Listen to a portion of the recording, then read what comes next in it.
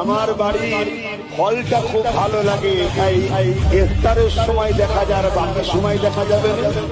হ্যাঁ, আগামী দিন আওয়াজ তুলুন, কুরবানিতে সব দাওয়াত আসতে হবে, যে বেটা আসবে না সে বেটা যেন আগামী দিন রোজার মাসেও না দেখা যায়, এলেই জুতো ছুড়বো।